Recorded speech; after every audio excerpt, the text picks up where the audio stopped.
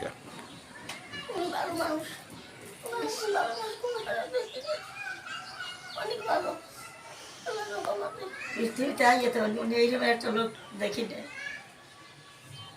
সে আপনি মা এখানে আসছেন কেন সেটা বলেন, কেন আসছেন? এই নিয়ে আইসি, আমার বড় ছোট পঙ্কু, বড় মাঝে পঙ্কু আমার দেখে না, আমার বউ দিয়ে গেছে এখানে, ছোট বউ।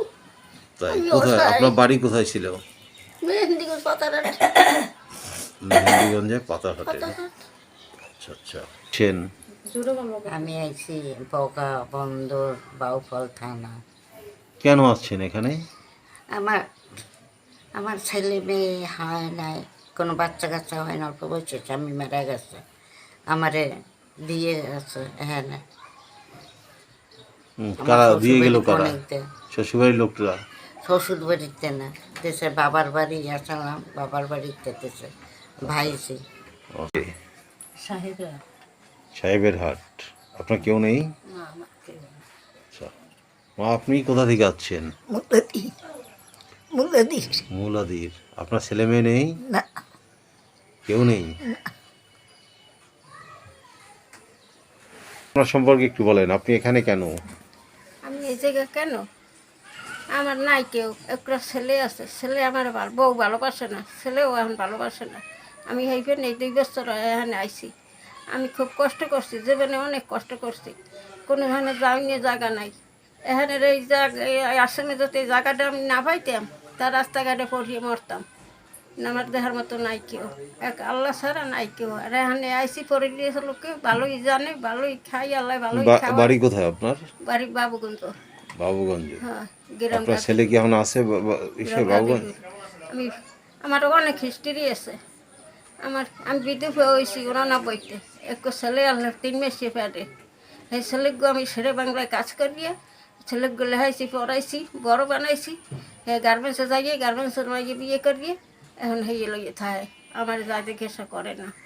বরিশালের কাউনিয়া হাউজিংয়ের এই বাড়িটিকে ঘিরে গড়ে উঠেছে একটি বৃদ্ধাশ্রম, যেখানে বয়স্ক স্বজনহীন মানুষের বসবাস।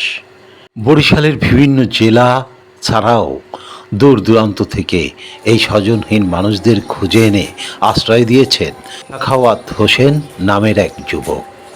তিনি তার বাবা মাকে নিয়েই শুরু করেছিলেন এই বৃদ্ধাশ্রমটি। এখনও এই আশ্রমে তার বাবা নিজেও থাকেন অসহায় মানুষদের সাথে, তাদের সঙ্গী হয়ে।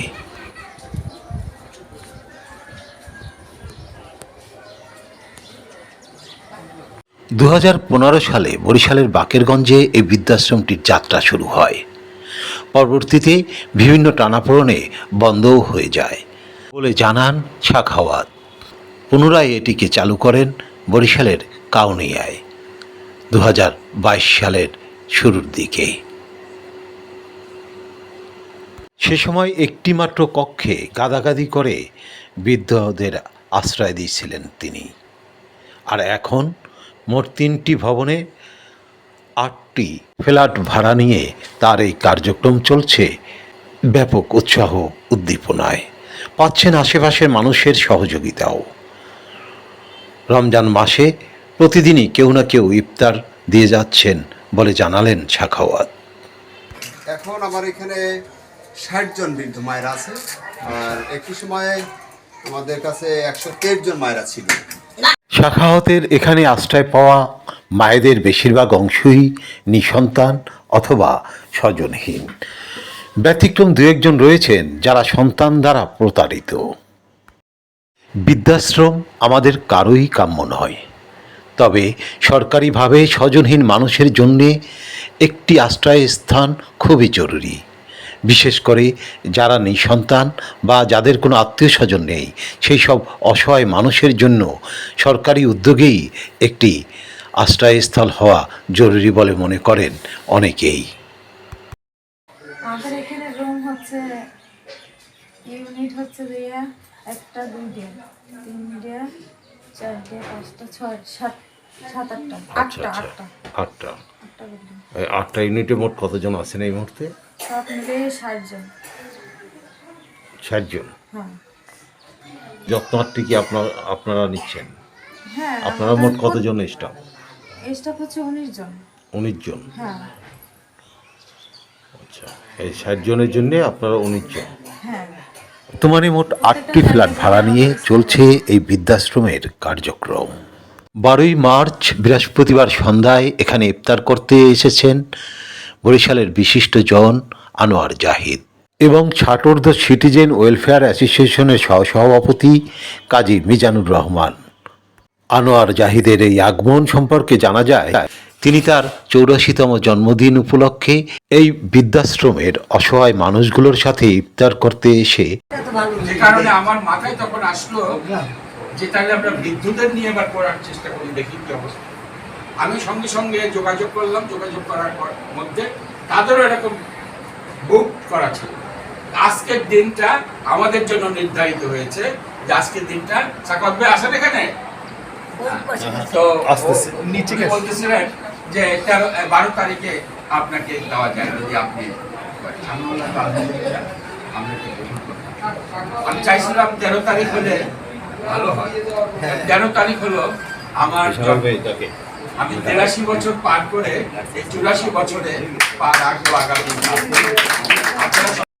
আনোয়ার জাহিদের বক্তব্যে এটা স্পষ্ট যে এই বৃদ্ধাশ্রম এখন রমজান উপলক্ষে অনেক ব্যস্ত। এখানে প্রতিদিনই কেউ না কেউ ইফতার পাঠাচ্ছেন এবং ইফতার আয়োজন করছেন, যে কারণে শিডিউল পাওয়াটাও কষ্টকর হচ্ছে ইফতার আয়োজনে আগ্রহী মানুষদের জন্যে। এখানেই প্রশ্ন উঠছে ব্যক্তি মালিকানায় পরিচালিত বৃদ্ধাশ্রম নিয়ে, যে কারণে সরকারিভাবে একটি বৃদ্ধাশ্রম বা স্বজনহীন মানুষের জন্য আশ্রয়স্থল খুবই জরুরি।